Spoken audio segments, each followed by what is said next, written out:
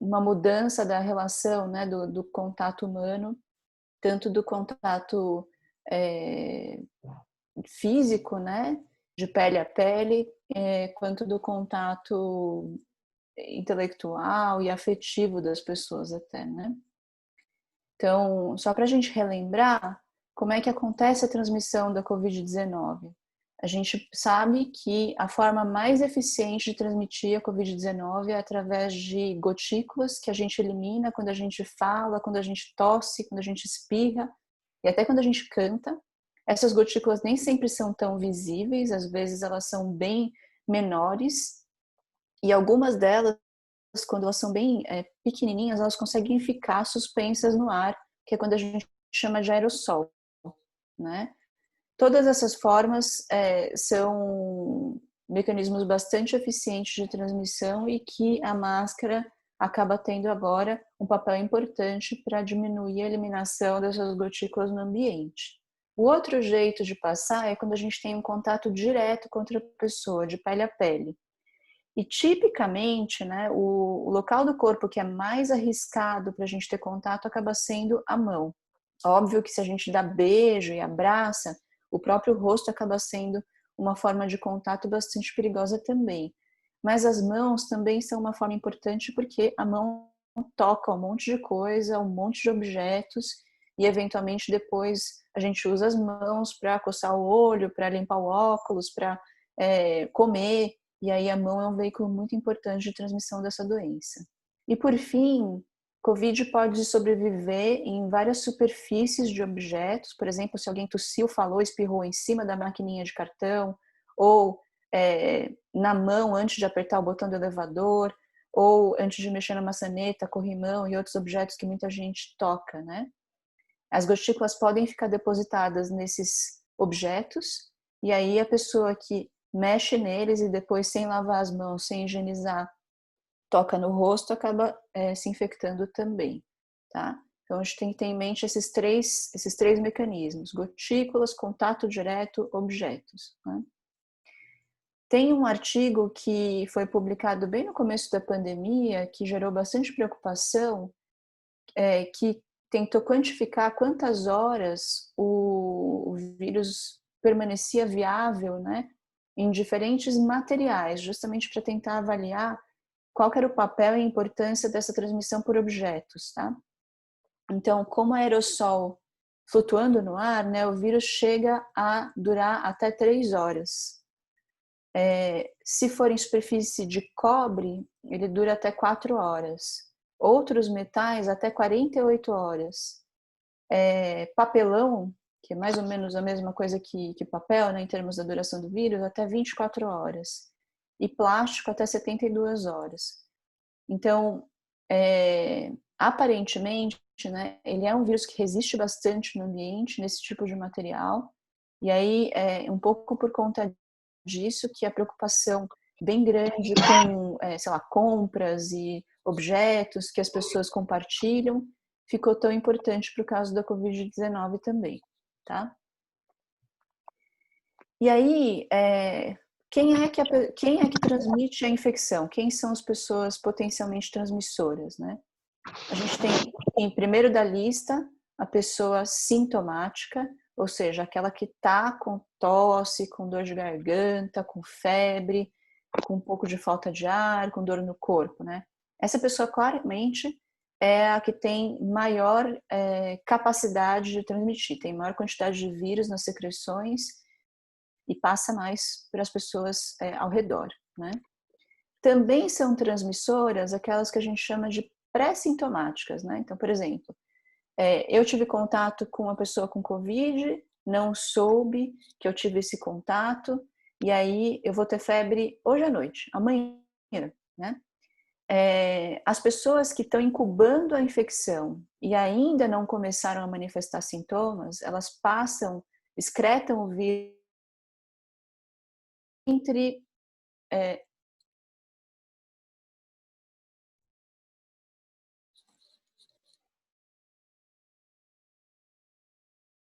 Eu tô muda? Caiu, voltou, Voltou, voltou, voltou. Vini. Ah, tá bom. É que tem uma pessoa que está É, entrando, né? Mauro, só para desligar aí. Beleza, só continuando. Então, as pessoas pré-sintomáticas, elas começam a eliminar o vírus entre 2 e 3 dias antes de começar a manifestar os sintomas. E aí que tá realmente uma coisa bastante capciosa, né? Bem difícil, porque a gente nunca sabe quando a gente está realmente saudável e quando a gente pode estar incubando e já eliminando o vírus. E por fim, grande polêmica da semana, né? Pessoas totalmente assintomáticas que tenham infecção também podem transmitir. Essa situação de assintomático é mais comum em pessoas jovens do que em pessoas com mais idade. E aparentemente a eficiência de transmissão das pessoas assintomáticas é menor do que das pessoas que estão claramente com doença, né? Tosse, dor de garganta, febre. Mas já é bastante claro por vários estudos que pessoas assintomáticas podem sim transmitir a infecção. Então, tanto as pré-sintomáticas quanto as assintomáticas, se a gente olhar uma fotografia, né, dessa pessoa e da pessoa totalmente saudável, a gente não consegue discriminar quem é uma e quem é outra, né? De maneira que, então, as medidas de proteção, elas precisam ser adotadas por todas as pessoas, né? Deve ter medida de prevenção numa situação de pandemia com bastante circulação do vírus na comunidade, que é o nosso caso agora. Todo mundo deve ficar preocupado. O exemplo que eu dou para essa situação é o seguinte, gente: eu sou médica, infectologista, eu vejo pacientes com Covid quase todos os dias, né? Então eu tomo o máximo cuidado quando eu vou entrar no elevador, encontrar alguma pessoa, fazer supermercado. Eu sempre tenho uma consciência muito, muito forte de que eu posso estar pré-sintomática hoje, já eliminando o vírus, preciso proteger as pessoas em volta de mim. Então eu uso máscara corretamente, cobrindo a boca e o nariz, não manipulo a minha máscara, faço higiene das minhas mãos antes de manipular qualquer objeto, antes de apertar o botão do elevador e antes de fazer qualquer outra coisa, né? Então, essa consciência que existe em mim, porque eu sou infectologista e eu vejo o paciente todos os dias, precisa hoje existir em todas as pessoas, né? Todo mundo que mora no Brasil, em São Paulo, hoje, pode estar pré-sintomático nesse momento e precisa tomar essas medidas de cuidado para proteger o entorno. Então, como é que algumas coisas para a gente começar a discussão aqui de como retornar com segurança, né? O governo do estado de São Paulo soltou alguns protocolos sanitários, ele chama, né, de retomada de atividades econômicas por setor. Eu até compartilhei com a Denise na mensagem 2 dos protocolos que eu acho que dizem respeito, em parte, à atividade de vocês, né? Que são o protocolo intersetorial e o protocolo da área da saúde, que tem várias dicas. E, na verdade, as dicas são um pouco redundantes, ele repete bastante as coisas, né? Mas tem algumas dicas que são importantes e que a gente também vai passar aqui. Então, acho que a primeira coisa que é interessante, até meio que uma estratégia de marketing, né, é que todo mundo faça uma comunicação bacana com o cliente, com o paciente, com a pessoa que frequenta a sua clínica, com antecedência, com alguns intuitos. Então, o primeiro deles é que o paciente, o cliente também tenha consciência de que ele tem que estar atento aos sintomas dele, né? Se ele tiver tosse, febre, dor de garganta, coriza, dor no corpo, diarreia, náuseas, nesse momento ele é um suspeito de Covid-19 e o atendimento presencial não é seguro. Não é seguro porque você coloca em risco o terapeuta, você coloca em risco outras pessoas no seu caminho, né? Então, esse é um paciente para desmarcar, para esperar o período de quarentena, que é de 14 dias após o início dos sintomas. E é importante que tenha as duas coisas, né? 14 dias após o início dos sintomas e mais que 3 dias sem febre e sem sintomas respiratórios para ser liberado da quarentena, os casos suspeitos e casos confirmados. Então, essa comunicação, né, do paciente ou cliente ter atenção consigo como forma de responsabilidade mesmo, né, com os outros, vai ser muito importante. É importante que o paciente, o cliente saiba que ele vai ser, que o uso da máscara vai ser pedido para ele durante todo o período de atendimento, de forma correta, né, cobrindo o nariz e a boca. E uma das recomendações da Organização Mundial da Saúde é que pessoas que são do grupo de risco, né, que têm idade maior que 60 anos ou que têm algum tipo de doença crônica, por exemplo, pressão alta, diabetes, doença de coração, pulmão ou obesidade, usem preferencialmente a máscara cirúrgica descartável ao invés de uma máscara de pano, tá? Por quê? A máscara cirúrgica descartável, ela tem uma capacidade de repelir partículas melhor, superior, quando comparada à máscara de pano. A gente usa máscara de pano porque o recurso de máscara descartável é limitado e a gente tem que priorizar para quem mais precisa, né? Quem mais precisa nesse momento são profissionais de saúde e, agora de acordo com a recomendação da OMS, as pessoas do grupo de risco, tá? Então essa é uma forma de você proteger um pouco melhor quem tem mais risco de adoecer com gravidade pela Covid. Algumas coisas que a gente oferece como agrado, conforto para os nossos pacientes ou clientes, por exemplo, café, chá, água, é melhor evitar. Porque nesse momento do consumo, o paciente ou cliente vai tirar a máscara e vai deixar as gotículas dele no ambiente, no copo, né? E eventualmente em outras superfícies. E aí a gente vai perder muito mais, vai ser muito mais fácil perder o controle da higienização do ambiente, né? E é importante explicar antecipadamente, então, todos esses procedimentos para que a pessoa chegue e não tome um susto, né? Em relação, sei lá, a se sentir menos acolhida ou né, tem paciente que encara com menos naturalidade, né? Esse tipo de cuidado e é sempre melhor avisar antes. Na entrada, tem algumas medidas que podem ajudar bastante de fato a higiene do ambiente e a segurança, e também a sensação de segurança que o paciente ou cliente vai ter quando chegar, né? Esse tapetinho, ele é um exemplo só, né? O nome dele, não sei quem conhece, é pedilúvio. É um tapete de borracha que tem essa área central com um monte de pelinho da borracha, né? Você consegue acumular bastante líquido nessa região para a pessoa fazer a higienização dos pés e depois ela enxuga o pé, a sola do pé, né? Na toalhinha na frente. Né? O produto que fica nesse tapetinho, geralmente, é um produto que a gente chama de amônio quaternário, ou quaternário de amônio, que é um produto de higiene de superfície que usa em hospital, mas não é tão difícil de achar para uso em clínicas, né? Precisa ser quaternário de amônio? Precisa ser o pedilúvio? Não. Pode ser uma toalha meio que encharcada com produtos de limpeza, por exemplo, álcool 70% ou um produto com sabão, por exemplo. Eu só não aconselho, pessoal, que seja, por exemplo, um produto com sabão que fique realmente né, diminuir atrito da sola do sapato, porque a pessoa vai cair depois, né?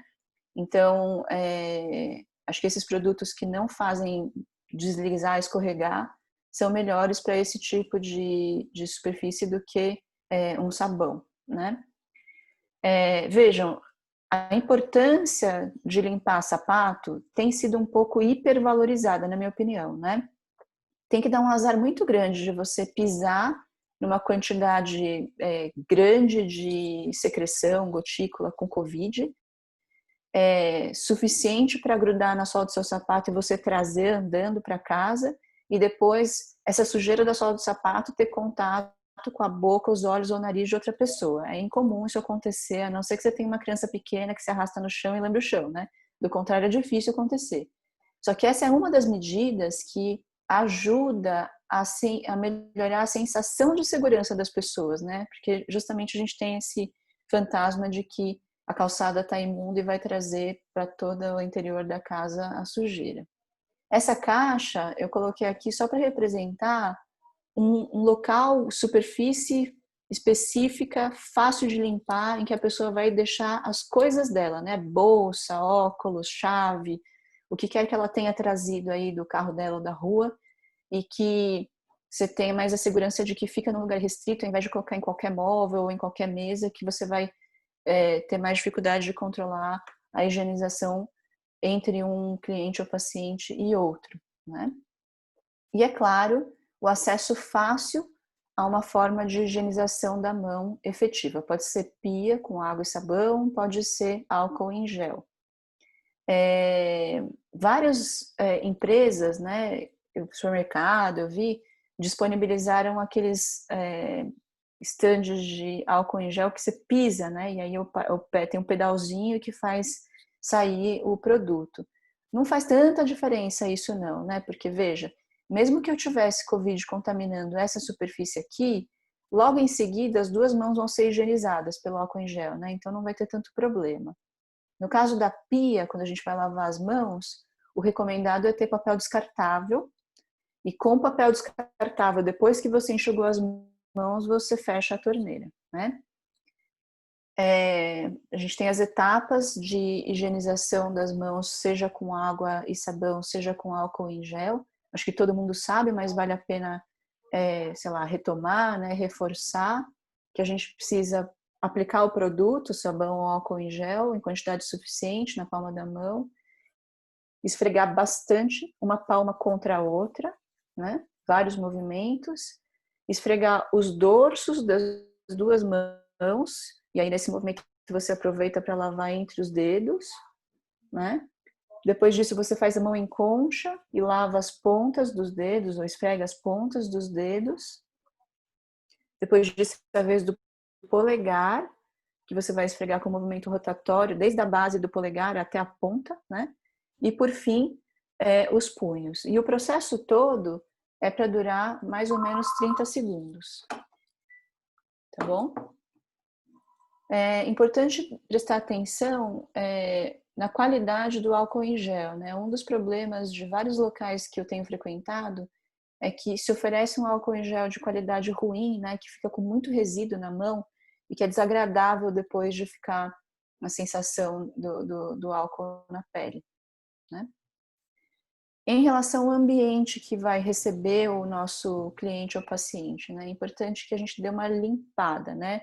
Fazer uma decoração mais minimalista, porque a gente tem uma sensação de que é mais fácil de higienizar, e de fato é mais fácil de higienizar, né? Quando está mais vazio, superfície sem muita coisa acumulada e de preferência sem animais, né? Tem uma coisa importante que então, a Covid-19 é uma zoonose, é uma doença que afeta animais e humanos. Provavelmente ela foi originária de morcegos, mas a gente sabe que vários outros mamíferos podem ter Covid, entre eles o gato, inclusive gato doméstico, né? Então, para ajudar aí a higiene e a sensação de segurança de todo mundo, é importante esse cuidado. Quanto mais ventilado o ambiente, melhor, né? Aliás, luz ultravioleta e ventilação são duas coisas naturais e boas para prevenir a Covid. A ventilação, né? Lembra que o vírus pode durar até 3 horas naquele ambiente, né? Então, se existem muitas trocas, né, do ar no ambiente, ele se dilui rapidamente e a capacidade de transmissão reduz bastante. Então, a ventilação é muito importante. É lógico que às vezes a gente vai atender o paciente num dia frio e não vai dar para abrir a janela. Então, daí, pelo menos entre os atendimentos, dar uma circulada no ar é bem importante, né? Bacana também higienizar as superfícies todas e materiais que sejam utilizados eventualmente na terapia após cada uso. Os produtos que vocês podem utilizar para higienizar são álcool 70% ou água e sabão, dependendo do objeto, né? Ou uma diluição de água sanitária com água nessa proporção, né? De 1 litro de água sanitária, 1 litro de água para 5 colheres de sopa ou 50 ml de água sanitária, tá? E o outro produto que foi o que eu falei para vocês lá do pedilúvio é a amônia quaternária, que é um produto mais hospitalar, mas que não é tão difícil também de achar para uso em clínica. E aí os materiais, por exemplo, lençóis que são utilizados na hora da terapia, dá preferência ou para materiais descartáveis ou para materiais que são de uso único, né? E aí higienizar, lavar para cada cliente, tá bom? E aí, sim, é bacana se você informar tudo isso que foi implementado no ambiente, também de antemão, para o paciente ou para o cliente, ele já vai se sentir mais seguro de voltar para a terapia, né? E aí, quais são os cuidados para o próprio terapeuta? Esse é o último slide, gente. O uso de máscara sempre. Evitar manipular a máscara, né? Se você tiver que manipular a máscara, lembra de higienizar a mão antes e higienizar a mão depois também. Tem que fazer troca da máscara pelo menos a cada 3 horas ou sempre que ela ficar úmida. Cumprimentar o paciente ou cliente de longe, né? E sempre higienizar as mãos antes e após o procedimento, cada procedimento. Então a gente já falou um pouco em que pode ser água e sabão ou álcool em gel, e a técnica adequada que eu já passei para vocês agora há pouquinho, tá bom? Então esses eram os slides que eu queria passar, deixa eu parar de compartilhar aqui. Se quiserem eu posso compartilhar os slides em PDF, por exemplo, com vocês também, se for útil. E aí eu fico então à disposição para qualquer discussão e perguntas de vocês. Bom, eu vou fazer umas perguntas que já apareceram aqui, Vi. Obrigada, vamos lá, vamos abrir a conversa, né, agora. Eu vou fazer umas perguntas que já apareceram aqui, e aí o pessoal também vai entrando para perguntar mais, ou escreve no chat e a gente faz aqui, tá bom? Tem uma pergunta assim, com relação, eu vou juntar o consultório e a casa, com relação nesse momento, a gente começar a chamar pessoas, por exemplo, no consultório, nós mesmos fazemos a limpeza, a gente pode chamar o pessoal que ajuda a gente na limpeza, o profissional que trabalha em limpeza, seja em casa, né, o profissional que trabalha em limpeza em casa ou no consultório. Já é um momento para a gente começar a chamar, que tipos de cuidado, o que você acha? Bom, acho que tem 2 componentes nessa pergunta, né, Denise? Uma é se a pessoa que trabalha, né, que vem trabalhar na nossa casa pode trazer o vírus, né? Isso é uma realidade, né? A gente sabe que as comunidades mais carentes, que geralmente são de onde os nossos funcionários vêm, né, estão com um controle da epidemia muito pior do que as pessoas de bairros mais ricos e que têm mais capacidade de fazer isolamento, mais possibilidade de fazer home office e outras diferenças, né, da dinâmica. E aí tem, por exemplo, o agravante de o funcionário precisar usar transporte público, por exemplo, né? Então, é importante avaliar bastante esse risco, né? Se for absolutamente necessário, eu acho que tem vários cuidados que a gente pode tomar para reduzir o risco.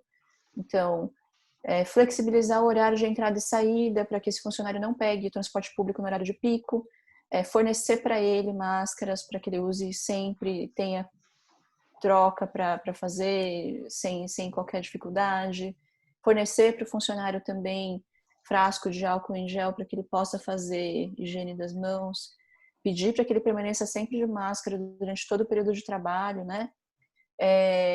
E orientar essas coisas, por exemplo, higiene das mãos frequente, é bem importante, além daquela observação igual que a gente falou de fazer para os clientes, né? Então, presta atenção se aparece algum sintoma, se alguém na sua casa teve sintoma, porque essas são indicações de não vir trabalhar, de ficar realmente isolado em observação. O outro lado da moeda também, acho que é o risco para a própria pessoa que a gente provoca, né? Então, quando eu peço para o meu funcionário voltar a trabalhar, eu estou necessariamente expondo a, sei lá, 2 horas de transporte público e deslocamento da casa dele, que pode fazer com que ele adoeça, né? No meu caso, eu que sou médica infectologista, eu morro de medo de passar para a moça que trabalha com a gente a infecção e até agora ela não voltou. Então, isso é o tipo de pergunta que eu não tenho resposta certa ou errada, né? É uma coisa que vai ter que ser colocada na balança e a balança de cada um é diferente. E o que eu acho que pode ser feito realmente é uma redução de risco de várias formas, E aí, quanto melhor a gente conseguir atuar nisso, mais a gente tem segurança para o funcionário poder ajudar a gente, né? Tá ótimo. Vou fazer outra. Você falou, né, de que raramente a gente vai trazer no sapato, mas que tem um risco, tudo tem um risco, né, porque o nível do Covid de contágio é alto. Mas aqui a gente tem profissionais que trabalham com movimento, que trabalham com estúdio, que então as pessoas vão para o chão, vão fazer movimento no chão ou no tapetinho de yoga, né? A gente Então, tem, quando eu a falei... gente tem crianças no chão, né? A gente... Exatamente. Então a gente também vai ter que cuidar disso, né? Então acho que não sei se o hábito é tirar o sapato na porta, nesse caso, né? Mas tanto faz, né? Tirar o sapato ou ter algum tipo de tapetinho com o produto para higienizar a sola do sapato, com aquele cuidado para não ser um produto que escorrega, porque realmente queda também é um risco elevado, né? Para essas situações. Entendi. Então, é importante cuidar dessa questão do sapato, tal, nos nossos ambientes, porque a gente usa a parte baixa, né, do chão também no nosso trabalho, né? Acho que eu já vou engrenar uma pergunta que veio aqui, Vivi, que se colocar água sanitária num tapete na porta da entrada, como você mostrou do tapete, a água sanitária também teria um efeito similar de higienização do pé para entrar, porque tem gente que talvez não vá usar o tapete, Sim, mas está pensando num tecido encharcado, bem umedecido de água sanitária. isso. Não, daí é certo sim, com certeza também. É naquela diluição, né? 1 litro para 50 ml. Pronto. E vai Tá bom? trocando durante o dia, né? Não é para eu deixar lá o dia inteiro, é isso? Ela dura mais tempo do que o álcool 70, né? O álcool 70 é o pior, na minha opinião, porque evapora o álcool, fica só água, né? E aí ele fica como se fosse uma solução diluída, né? Então, se eu fosse colocar numa ordem, acho que eu colocaria o quaternário de amônio primeiro, a água sanitária em segundo e o álcool em terceiro. Não que a água sanitária seja inferior ao quaternário de amônio. O problema é que a água sanitária mancha a roupa, né? Então, de repente, se a pessoa vem com uma calça comprida, por exemplo, e pisa no tapete com água sanitária, vai manchar, né? Se é um sapato de tecido escuro que está muito encharcado, o pano, vai manchar também, né? Então, tem essa vantagem quaternário de amônio em relação à água sanitária. E não tem cheiro, né? A água sanitária tem um cheiro forte também, né? Então, se o ambiente for pequeno, por exemplo, fica incômodo, né? Mesmo com máscara, né? Sim, sim. Tem uma pergunta para os terapeutas, como o meu público, né? A gente atende nas cadeiras, a gente tem as poltronas, cadeiras, às vezes elas são de tecido, então a gente vai ter que fazer uma higienização também das cadeiras, porque as pessoas ficam um tempo sentados, ou trabalhando, ou conversando com a gente ali no ambiente, né? E elas podem ser de tecido, a gente tem que pensar numa higienização mais que garanta mais. Essa é uma pergunta muito boa, né, Denise? Que imagina uma situação bem extrema, assim. A pessoa tá lá de máscara conversando com você, mas aí ela chora no meio da terapia, que acontece Sim. com frequência, certo? Aí ela tira a máscara para suar o nariz e fica com a mão toda contaminada e ela pega na sua poltrona de tecido, né? Então, para os terapeutas que fazem realmente mais sessão, né, de conversa e tal, acho que a melhor alternativa é manter por vídeo, sei lá qual que foi a tecnologia que vocês conseguiram se adaptar, né? Porque realmente, veja, você perde a expressão da pessoa de ficar de face, de máscara o tempo inteiro, né? É fato que é diferente, né? O ao vivo e o Zoom, por exemplo, né? Mas acrescenta, você também coloca uma barreira física, né? No final das contas, com a máscara, né? Se for usar, se for uma terapia presencial mesmo, acho que vale a pena arrumar uma capa para sua cadeira ou poltrona, né? Nem que seja uma manta fácil de tirar e jogar para lavar, nem que seja um lençol, né, que cubra a poltrona completamente, a pessoa pode chorar e botar a mão quanto ela quiser, e aí você tira tudo e enfia na máquina depois, certo? Porque daí pelo Eu menos acho você que devolve cabe aqui uma segurança. pergunta junto, porque tem gente que está falando de passar filme plástico na cadeira, ou no lugar que usa depois higieniza, e a questão dos banheiros. Tá, então o filme plástico é muito filme plástico que vai gastar, né? Garanto que a galera aqui não gosta de consumir recursos naturais e plástico, né? Então, tem alguns TNT e o próprio algodão, né? Assim, por exemplo, uma cadeira, uma poltrona grande, eu acho que um lençol que cubra a superfície inteira resolve bem, né, o problema, né? Veja, tem que ser muito choro para conseguir passar todo o lençol e molhar a cadeira embaixo, a poltrona embaixo, né?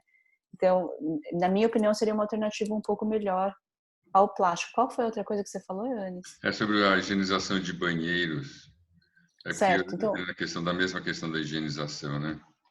então, higiene, assim, banheiro, se a pessoa usa o banheiro, urina, por exemplo, é um espécime biológico que é muito incomum o Covid tá, né?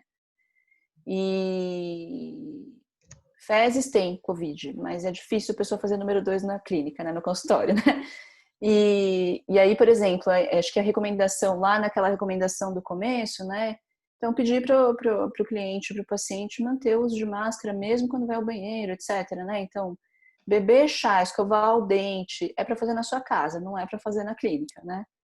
E aí isso acaba diminuindo bastante o risco de contágio.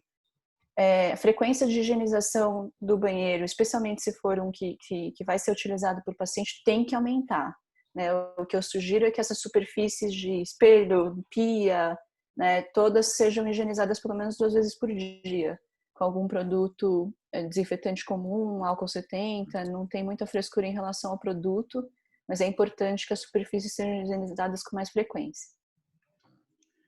E a frequência de atendimento, você tem um paciente, ele sai entre uma saída de um paciente e outro, que você vai arejar a sala, você vai fazer a higienização, a ideia é o quê? 1 hora entre um e outro, ou mais tempo? O tempo do vírus não vai fazer diferença, né? A gente não vai conseguir nunca fazer um intervalo de 3 horas, né, que seria meio que o mais garantido. Então a gente já está combinando, né? A orientação de que ninguém vá doente, né? A orientação de que use máscara o tempo inteiro, a higiene de todas as superfícies, a troca dos lençóis, das coisas com as quais o paciente teve contato direto, né? Então, acho que, sei lá, uns 10, 15 minutos de intervalo com as janelas abertas, que vai ser o período que você vai gastar para higienizar tudo, né? Ou mais que isso até para trocar as coisas, né?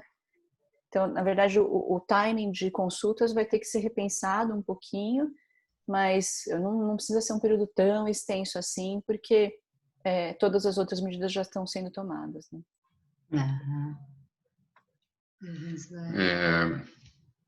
Então, tem algumas... Vamos ver, tem várias questões aqui que estão vindo, né? Quando você está... Tem uma pergunta aqui sobre a questão dos idosos, né? E aí a pergunta só está colocada quando se fala de idosos, é de uma forma geral? Ficou só colocado assim. Mas Acho é que eu acho que que, a questão de idoso é interessante, né? Você já falou, mas acho que... então, o conceito que talvez seja mais interessante a gente lidar aqui é a fragilidade, né? Então, a gente tem pessoas com 60 anos que têm um shape, um fit, né? Estão totalmente em forma e tem pessoas que têm somadas idade com alguma doença crônica, com internação recente. Então, quanto mais frágil a saúde da pessoa, maior o risco da Covid ser grave, né? Então, se eu posso ter uma pessoa com 40 anos, mas com a saúde super frágil, fez tratamento de câncer, sei lá, né? Então, acho que é mais com esse conceito que a gente deveria trabalhar, ao invés dos fatores de risco isoladamente, né? Começou a aparecer para mim agora um monte de gente no consultório pedindo atestado só para poder voltar a trabalhar, com, assim, um fator de risco super leve, né? 62 anos, totalmente saudável, ou uma asma que não tem desde os 5 anos, ou pressão alta que toma remédio está totalmente controlado, sabe? Então, lógico que quanto menos problema de saúde e menos idade, maior a tranquilidade que a gente tem para a pessoa voltar a ter contato, ainda nesse momento que a gente está com precauções, né? E quanto mais frágil, mais perigoso. Bom, tem uma pergunta, duas ou três perguntas parecidas sobre a questão de animais. Quem tem animais, já tem animais em casa, e mesmo que higienize a patinha do animal, mas como é que é a questão do animal? Algumas pessoas têm, porque recebem em casa, né, as pessoas para Trabalham trabalhar. em casa e tem animal em Uhum. casa também. Aí a pergunta é se deixa o Gente, animal por fora, né, do ambiente. então, se você tiver uma sala separada em que o atendimento acontece, e eu sou super cachorreira, né? Na verdade, eu gosto de qualquer bicho, mas vejam que eu não estou falando por preconceito contra os cachorros, né? Os animais em geral, né? Se você tem um ambiente em que você recebe os clientes, tenta fazer com que o animal diminua, né? Não frequente tanto o ambiente. Mesmo o cachorro mais é, é, tem cachorro que solta mais pelo, que solta menos pelo, né? Com a frequência que você vai precisar higienizar o ambiente, você vai agradecer do cachorro não entrar no lugar, né? E gato, principalmente, acho que é o risco maior, especialmente esses gatos que têm liberdade e conseguem ir de uma casa para outra, né? Em tese, esse gato poderia até servir como vetor da doença, né? Então, agora a recomendação é, primeiro, ninguém abandona os bichos, fique com os bichos. Segundo, se for um gato que tem liberdade, tenta mantê-lo de alguma forma mais restrito, né? Sem sair para a rua, porque realmente é um momento um pouco mais delicado. Para as pessoas que têm sintomas, né? Então aí tem que ficar de fato, ou afastado do gato ou com o gato realmente sem sair de casa, tá bom? Tá. Tem uma pergunta aqui que é parecida com a de atividade. Quem dá aula em piscina, e isso é a questão e pessoas que trabalham em grupos, aí é uma pergunta, mas eu vou juntar as duas perguntas. Ela é professora de canto e quer saber se pode trabalhar em grupo. Então, Tá. são duas Então, perguntas separadas, mas eu juntei. as duas situações são de bastante risco para a transmissão de Covid, né? A concentração de cloro na água da piscina não é suficiente para eliminar o vírus. E todo mundo respira dentro da água, né? Engole um pouco, cospe um pouco, mas realmente a situação da piscina, a gente não tem como garantir segurança, né? Então, nesse momento, não é recomendado voltar à terapia na piscina. Tá. E o canto é outra das atividades que elimina muita gotícula e muito aerossol. Teve até uns casos na Alemanha, né, de cerimônia, que o coral inteiro pegou Covid, enfim. Então, de fato, é uma atividade de risco um pouco maior, né? E aí, assim, eu não sei o quanto que dá para ter aula de canto a mais de 2 metros de distância ou de máscara, né? Realmente é uma situação difícil. Então, talvez seja outra das atividades que é melhor manter pelo Zoom, se for possível, porque a segurança é maior nesse momento, Tá. né? Agora tem uma pergunta que é para vários de nós que trabalhamos na terapêutica manipulativa. Então, como é receber o cliente? Se dá para receber agora, a maioria de nós que trabalha fazendo trabalho como Rolf, osteopatia e outras técnicas da fisioterapia, enfim, onde o trabalho de acesso manipulativo é a parte, a chave do trabalho. Então, as perguntas estão se dá para voltar, se vai voltar, como volta, e se tem alguma roupa que se deva usar, algum indumentário, enfim. Então, eu acho que eu já passei algumas dicas para vocês, né, em relação ao ambiente, como o terapeuta deve é, é, se organizar e antecipar todas as medidas de prevenção para o paciente. Então, tá todo mundo de máscara. É bacana, assim, o terapeuta ter algum tipo de avental que seja de uso único ou descartável, né? Tem vários aí disponíveis de TNT, por exemplo, que você pode vestir e descartar, ou, por exemplo, aventais de tecido mesmo que você usa no uso único para o paciente, com certeza vai dar muito mais segurança para ele, né? Lembre-se sempre daqueles cuidados de não ir para a terapia, não fazer a terapia se tiver com qualquer sintoma ou se tiver tido contato com caso suspeito ou confirmado, né?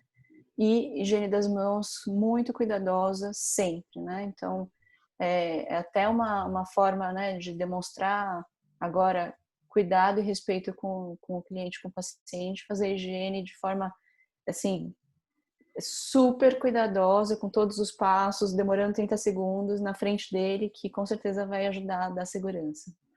Que tem uma pergunta aqui que a pergunta é uma pergunta, acho que chave, emblemática. Por exemplo, vamos supor, eu tive Covid, sou terapeuta manipulativo, passei pela fase, estou aqui de novo inteiro. Tem alguma questão de eu atuar ou de receber clientes? Se você Eu já tiver, já fui acometido. se já tiver mais do que 14 dias que começou os sintomas, Por exemplo, e foi há você... 2 meses atrás, por exemplo. Não, aí você já tem segurança total, Tá né? bom. O limite seria 14 dias do início dos sintomas, 3 dias sem febre, sem sintoma respiratório. Tá. Aí, se você tiver os 2 critérios, pode voltar a trabalhar, todo mundo de máscara, né? Ok, igual. Tá. Acho que é uma repetição da pergunta, mas acho que está feita aqui, né? A professora de yoga e a questão da segurança da aula de Pilates. Pilates, Yoga, já né? retorna. E tem o trabalho, acho que vai com as mãos no chão e tem o equipamento, né? Então, acho que mantendo a higienização dos instrumentos, dos aparelhos e do ambiente, dá sim para retornar, né? Dá trabalho, né? Porque tem que higienizar todos os tapetes e o chão também, mas eu acho que sim, acho que a gente tem como retornar. Tá. Eu acho que vou fazer mais uma pergunta X aqui. Posso só falar uma Pode, coisa que eu esqueci, Johannes, claro. em relação a esses, por exemplo, a aula de yoga, né? Especialmente quando for em grupo, tem que diminuir o número de pessoas, ter mais distanciamento também, né? Então, sei lá, se a gente tinha uma sala que comportava antes 10 pessoas, mais ou menos pertinho uma da outra, tem que pensar no espaço para ter no mínimo 1 metro, preferencialmente 1,5 metros, entre as pessoas na hora da prática, né? Menos que isso não é seguro mesmo de máscara, né? E máscara o tempo inteiro. Ok. Tem 2 perguntas aqui. Uma é uma repetição de pergunta, mas ela está insistindo, né? Ela tem um gato e vai no veterinário 3 vezes por semana, limpa a caixinha e limpa a patinha. É o suficiente? Está repetindo. Não, eu acho que assim, o ideal é que o gato não frequente o ambiente da terapia, né? Eu sei que é difícil porque gato consegue entrar em qualquer lugar, né? Mas não tem. Veja, da mesma forma que eu posso estar pré-sintomática e eliminando gotícula que transmite para a pessoa, o gato também pode. Essa que é a lógica, né? O gato pode ser afetado por Covid-19. Só que ele não está de máscara, né? Então, se de repente ele pula em cima do tapete do cliente lá no meio da yoga, ou sei lá, né? Qualquer outra situação, você não tem controle, né, do comportamento do gato. Então, é melhor tentar evitar a presença dele na hora da terapia, infelizmente. Tá. Eu vou fazer uma pergunta de dupla, porque acho que cabe uma encaixada na outra. Essas lâmpadas UV que estão sendo propagadas, funcionam? Essa é uma pergunta, porque tem o mesmo cunho da outra pergunta, que é se já existe algum tipo de parâmetro de quantas pessoas seria o ideal estar numa sala com segurança, por exemplo, de atividade física, assim por diante. Já tem algum estudo sobre isso? Ou como é que está essa questão, né? Sobre a lâmpada UV, a gente não tem estudo definitivo que é certo que a luz ultravioleta inativa a Covid-19, mas a gente não sabe que intensidade nem que tempo de exposição que é o necessário, tá? Então não dá para a gente usar como forma de garantir. A segunda pergunta, que era sobre espaço, depende do espaço, né? Então, quanto mais próximas as pessoas estiverem, maior o risco de transmissão. Tá? Então, lembrar que a gotícula ela tem um alcance de até 2 metros quando você está sem máscara, né? Se você tiver de máscara, ela tem um alcance bem mais limitado. Mas, de preferência, agora no retorno, enquanto a gente tem bastante circulação do vírus, manter as pessoas com mais de 1,5 metro é o ideal. Ok. Tem uma pergunta ainda sobre ar-condicionado nos ambientes que não tem ventilação, não tem janelas para abrir, são ambientes fechados só ventilados por ar-condicionado. Sim. Nesse caso, a gente tem que manter mesmo ar-condicionado, não tem outro jeito, né? Porque ele é a única fonte de circulação, na verdade, do ar também, né? Eu acho que cabe a pergunta aqui junto. sobre aulas teóricas presenciais, como agir, como proceder? Todo mundo de máscara e com distanciamento de 1,5 m ou com algum tipo de divisória física mesmo, né? Então tem escolas que, sei lá, nas Filipinas e na Coreia do Sul que retornaram às aulas todos os alunos encaixotadinhos no negócio de acrílico, assim, né? Sim. Que é uma coisa caríssima, né? E que provavelmente não vai ser implementada. Então, o que eu estou enxergando que vai acontecer nas escolas, quando eles retornarem, que eu acho que vai ser só depois das férias de julho, né? Algum tipo de distanciamento físico mesmo, né? Eles devem fazer algum tipo de rodízio, eu acho, das crianças para aula presencial, porque, do contrário, não vai ter espaço físico suficiente, né? Vi, eu vou fazer uma questão assim maior. Acho que a gente conseguiu, acho que trazer a maioria das questões específicas, não sei se maior, mas mais geral. Que tem uma questão de saúde pública mesmo, nesse retorno que a gente está fazendo. Então, tem uma questão aqui da Érica, que tem um documento aqui da Fiocruz, eu não sei se você chegou a ver, informações, projeções, para quem não quer mostrar, é do Hermano Castro, pneumologista, professor lá da Fiocruz, um texto dele de 2020, falando da subnotificação, que os dados não estão registrando a realidade do que nós estamos vivendo, e nós estamos aqui conversando com você, nos preparando para... A gente está ouvindo um chamado social, tem pergunta aqui sobre shopping, sobre como me comportar socialmente, se no shopping eu ficar 2 metros das pessoas, ok? Então, eu vou fazer uma pergunta meio geral, trazendo essa questão, com o que realmente nós estamos lidando. Você acabou de dizer, do que você consegue dizer para a gente, né? Claro, né? Mas, assim, você acabou de dizer, vocês terapeutas que podem trabalhar pelas mídias, pelos Zooms, esperem um pouco mais, não voltem agora, porque vocês vão ter dificuldade para garantir tudo isso. Os terapeutas manuais de movimento talvez vão começar a voltar, porque não tem como trabalhar se não for dessa forma, com atendimento presencial, mas também, se puder, distancie. Então, se você puder dar para a gente assim uma fala sua do que você está vendo e do que, porque a gente, o que eu estou vendo, agora eu vou falar o que eu estou vendo, do que eu vi esses dias. Parece que acabou, parece que todo mundo pode voltar. A gente ficou 3 meses, agora vai todo mundo voltar. A gente está com o comércio da 25 lotado, os shoppings abrindo, parece que tudo bem. E a gente sabe que não, mas assim. Que consciência a gente tem que ter agora, com todas essas perguntas que a gente está fazendo sobre esse nosso retorno, que cuidados que nós podemos fazer com a gente e com as pessoas sobre isso, né? É legal poder falar um pouco sobre isso também, né, nesse momento, né? Não acabou. A gente tem algumas estimativas de quantas pessoas tiveram Covid. Cidade de São Paulo teve estudo que mostrou em torno de 5%, teve estudo que mostrou em torno de 3% apenas das pessoas que tiveram Covid. É lógico que o teste que foi usado não é aquela maravilha, né? A gente tem testes hoje de sorologia que são, infelizmente, imperfeitos, né? Eles não têm acurácia muito boa. Mas suponha que eles tenham errado grosseiramente, na verdade não são 5%, são 15%, sei lá, das pessoas que já tiveram Covid. Ainda assim, tem 85% de pessoas suscetíveis, né? De maneira que é certo que a hora que volta né, a mobilidade das pessoas e o distanciamento social relaxado, vai aumentar outra vez a circulação de vírus e mais pessoas vão adoecer e vai ter um monte de gente na UTI nos hospitais de novo. Então, o que eu estou dizendo para as pessoas é que parece que a primeira onda da pandemia na cidade de São Paulo parece que a gente superou o pico. Quantos picos mais a gente vai ter, eu não sei. Parece que a gente passou apenas o primeiro. E a intensidade dos picos vai ser proporcional a quão relaxado a gente estiver em relação a esses cuidados, né? Até que a gente tenha uma quantidade crítica de pessoas imunes ou protegidas contra a infecção, seja por ter tido a doença antes, seja porque tomou vacina.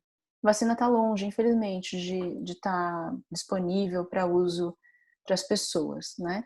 Então a gente vai ter que conviver por um período ainda com o risco de novos picos da doença por alguns meses, né?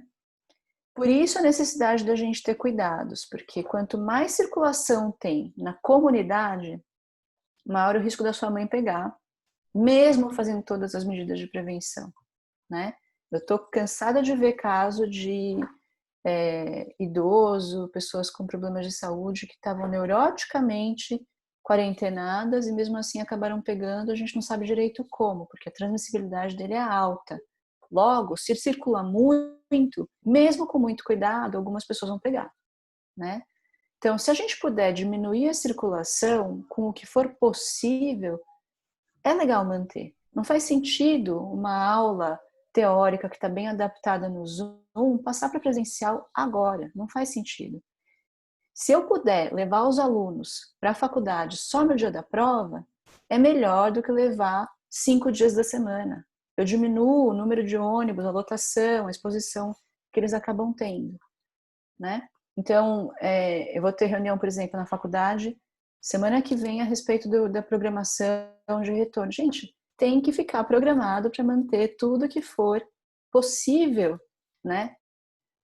Por via não presencial, né? Por via remota, né? E essa que é a perspectiva, infelizmente, para os próximos meses. Agora, esse retorno responsável somente das atividades que precisam de presença física, com todo esse cuidado, fazendo meio que quase que uma entrevista da pessoa antes dela chegar, para ter certeza que ela não está com sintoma, que ela não teve contato de risco. Esse eu acho que é importante, né? Não só porque a gente precisa retornar à economia, né? Mas porque as pessoas precisam ser cuidadas, né? Tá todo mundo com dor no pescoço, com estresse, né? Ganhou peso e com N outros problemas que vocês precisam ajudar também, né? Então, igual cuidar de pressão alta sei lá, endometriose e outras doenças crônicas tantas que ficaram mais ou menos negligenciadas agora no período da pandemia. É importante retomar também pela saúde das pessoas. Ótimo, ótimo. Eu vou fazer 2 perguntinhas que ficaram e depois vou falar de uma questão da cartilha que eu queria conversar também rapidinho com você, tudo bem? Posso fazer mais Claro. 2? Uma que é sobre a questão do tipo sanguíneo, se você sabe alguma coisa, se tem diferença, se tem uma questão nos tipos sanguíneos. E a outra, acho que é essa, tem uma que eu esqueci, daqui a pouco, se eu lembrar, eu faço. Então, realmente saiu um estudo sugerindo associação com tipo sanguíneo A, né, com doença mais grave. Não dá para saber ainda se essa associação é uma associação verdadeira ou espúria, né, porque acontece muito em epidemiologia, em estudos observacionais, que às vezes a gente acha, sei lá, mascar chiclete tem a ver, tá relacionado a ter derrame. Mas não é que é causal, foi uma coincidência que aconteceu naquela amostra ou teve algum fator de confusão que a gente não conseguiu destrinchar. É comum existirem fatores genéticos associados à suscetibilidade para infecções, né?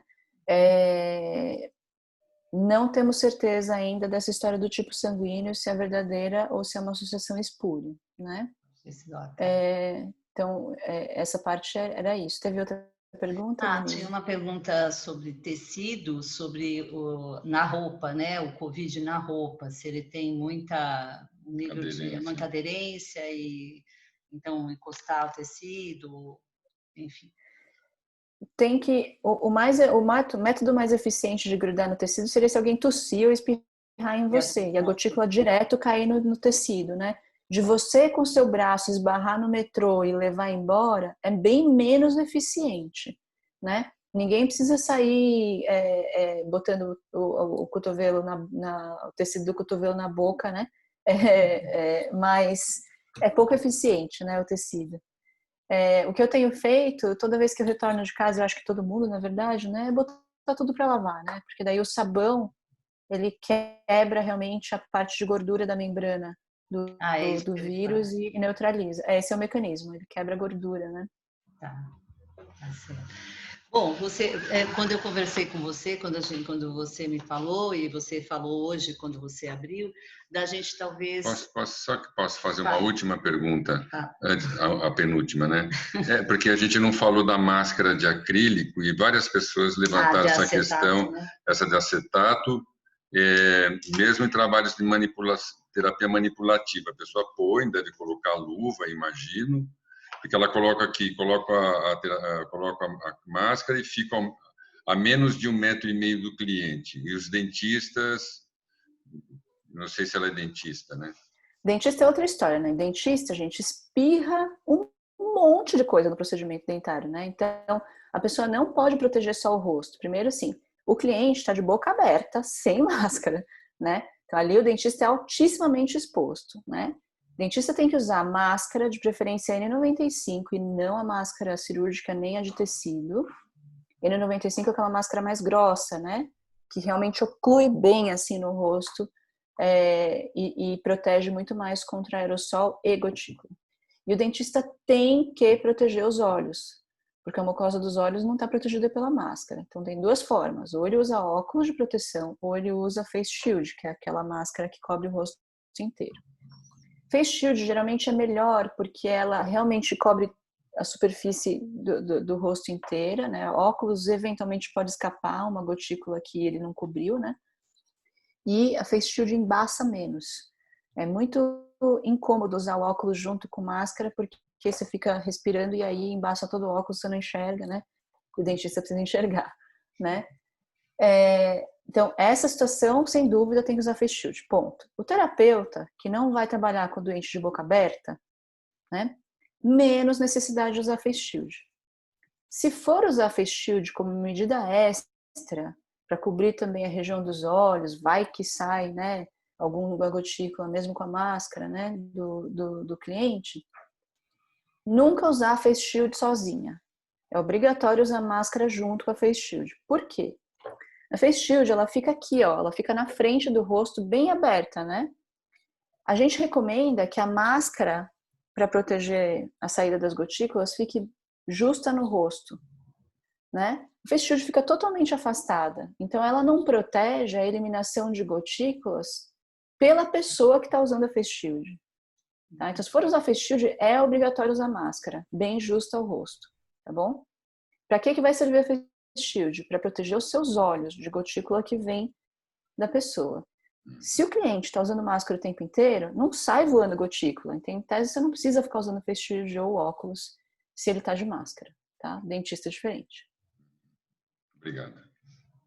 Acho que o que eu ia falar, já que acho que fechando, né, porque as perguntas vieram, é da gente a ideia é da gente montar uma cartilha, nós terapeutas com certos cuidados, os terapeutas de manipulação com outros e os terapeutas de movimento com outros, mas mais ou menos básicos para todos nós podemos até compartilhar, que acho que eu já estou falando aqui para a comunidade toda, que esse encontro também tem esse sentido, né? Nos informarmos, a Vivian trazer esses conhecimentos que para nós são super valiosos e a gente também organizar uma cartilha que a gente entregue para os nossos pacientes, mande online, que a gente do funcionamento desses funcionamentos todos, né? Por que a gente vai higienizar, sequências de atendimento, nós que vamos manter o online mais tempo, explicar para as pessoas por que a gente está fazendo isso, nos poucos que a gente voltar, os terapeutas de manipulação, como é que vai ser o setting, como é que vai ser o espaço, que tipo de cuidados, então, e os de movimento também, como é que vão ser as aulas, que número. Eu acho que é nosso respeito pelas pessoas e nossa obrigação de veicular essas informações, porque nós somos cuidadores e eles confiam em nós também. E eles vão passar também essas informações à frente, né, sobre os cuidados. Acho que só reforçar, né, Vi, a questão da cartilha, né? É super importante mesmo e dá para fazer de uma forma simpática, né? Você cativa as pessoas com os cuidados que você está tomando, né? Então acho que é uma ideia excelente mesmo. De respeito, né? Muito legal. Bom, Vi, depois continuar. A Fábio está aí. Eu vou convidar. Eu vou agradecer você, mas vou abrir para... Aqui a gente tem a Mariana Camarote, a Fabiana, tenho o Leonardo, e não sei se o Leonardo não pôde estar. Então, para elas poderem falar para você, né, um pouco de estar aqui hoje, né? Oi. Ai, Fabiana, não, tudo bem, vou falar para só estou falando para a Vivian o que nós vamos fazer. E assim, nós estamos representando só os nossos grupos, nós chamamos os nossos grupos, né, para estar aqui com vocês, com você hoje, estarmos juntos, né? Então, vou deixar a Fabiana primeiro, depois Mariana, depois a gente deixa o Johannes falar. Fala, Fabi. Tá bom. Casal lindo esse. Então, você pode falar. Muito obrigada. Assim, foi muito boa a tua fala, foi muito esclarecedora. Eu acho que nos deixa um pouco mais tranquilos para as ações que a gente vai tomar, né, daqui por diante. E eu só tenho a agradecer, né, a Denise, ao professor Johannes, pela ideia, pela oportunidade, e estamos sempre juntos, né? Gratidão a vocês. Obrigado, Fabi. Obrigada a você. Obrigada. Mari? Então, boa noite, gente. É um prazer estar aqui também, representando o BMM. A gente trabalha com práticas de grupo, né, e de corpo, além dos atendimentos individuais. Então, as coisas que a Vivian trouxe foram muito esclarecedoras, né? Imagino que não só para mim, como os alunos que estão aí, para a gente pensar num retorno e também poder cuidar do que já está acontecendo, né? Que é um outro abertura de um outro espaço que já está começando a funcionar. Então, gostei e também acho que quando a gente vai vendo os cuidados que dá para ter, vai ficando menos assustado, né? Também com o contato possível que a gente vem a ter com as pessoas. Então, agradeço e vamos nessa, estamos juntos. Joia. Obrigada, Silvia. Muito obrigada. Deixa eu só... Obrigada a você, Mari. A Mari, né, é uma das nossas colegas e companheiras de estudo, né, Mariana Camarote, aqui, né, de São Paulo, e a Fabiana é lá de Porto Alegre, pesquisadora e professora da universidade também, e tem feito um trabalho bastante importante assim nessa área de estudos da face, na minha área particular, né? Então a Fabi também deu um super apoio para essa manifestação sua, né? Para estar dando essa informação para a gente. Obrigado, Fabi. Obrigado, Mari. Obrigada, gente. Obrigada a você. Aí o Johannes vai falar. Bom, eu vou falar em nome do Leonardo, que não está presente, né? Que também é uma das pessoas que apoiou, que também é um grande incentivador de uma série de estudos e de investe nessa coisa de propagar o conhecimento aqui no Brasil. E então eu da minha parte aqui falando pela Universidade da Face, em meu nome também, obrigado, Vi, acho que foi ótima a conversa, foi bem importante, porque uma coisa é a mídia, outra coisa é essa conversa da intimidade, para a gente poder começar a ver essas novas fronteiras que se colocaram para nós, né? E como é que a gente vai readministrando as distâncias, mas que também as proximidades são importantes, mas podem ser possibilitadas nesse momento por outros caminhos. Eu acho que você apontou bastante direções para a gente, eu gostaria de agradecer. Bom, vou falar, né, meu nome, em nome de todos, e do Diálogos Formativos é a minha parte terapêutica, né? Aqui, Mariana, minha parceira de caminho, de jornada, né? A gente constrói a questão das terapêuticas, do lugar do movimento e do corpo. E eu, essa semana, tenho discutido muito a questão do estranhamento que estão nos corpos nesse retorno, porque os corpos estão estranhando a volta ao contato. Quando eu falo os corpos, é a nossa vida é o nosso corpo. Então, nós estamos estranhando também o contato do retorno. Nós estamos com medo, aflitos, mas também estamos estranhando um tempo longo, ausente de muito contato direto de corpo. Essa semana, uma paciente minha me contava da filhinha pequenininha, de 1 ano, que o avô passou com o carro na praça e ela estava brincando ali na praça um pouquinho com os pais e ele falou com ela e ela só tem visto o avô pelo vídeo. E ela ficou paradinha, assim, um pouco assustada. E eu estava conversando com ela que isso está acontecendo com todos nós, não é só com ela. É que a gente tem a linguagem e a linguagem faz com que a gente ache que isso não está acontecendo com a gente. Então, falando do meu lugar, que trabalho com pessoas, que trabalho com a relação da atitude, da vida emocional do corpo, eu queria te agradecer muito, Vivian, porque os conhecimentos que você trouxe para a gente começa, como disse a Mari, ajudar a gente a organizar uma outra forma de estarmos juntos, saindo do distanciamento maior que a gente fez, com cuidado, mas considerando a nossa necessidade de contato também, né? Então, ainda vai ser um contato muito mediado, com muitos protocolos de segurança que nós vamos ter que ter, mas eu queria só que a gente pensasse que a maior questão que nós fomos mexidos também foi com a nossa relação de contato. Então, isso está em questão, isso está aberto, é um assunto grande e acho que toda abordagem que você fez dá suporte para a gente nessa reflexão que nós vamos ter que fazer daqui para frente também, né? Tá bom? Legal. Quero deixar Foi um prazer, gente. Obrigado. Eu que agradeço o convite para falar. Eu me sinto super bem, assim, como função de infectologista, sabe? Nesse momento que ninguém nunca viu antes, de poder contribuir um pouquinho. Então, boa sorte para todo mundo aí no retorno e eu continuo à disposição. Vocês que precisarem outras vezes e, enfim, a gente tá por aqui também. Tá ótimo. Tá ótimo. Gente, obrigada a vocês todos, porque só tem sentido se as perguntas entrarem, né? Então, somos uma comunidade pensante. Continuamos juntos, né? Praticando e vamos organizar daqui para frente outros movimentos com relação a isso que a gente está conversando, tá bom? Obrigada de coração, Vivian. Obrigado a vocês. Beijo para todo mundo, tá bom? Beijo para todos, gente. Tchau, gente. Beijo, gente.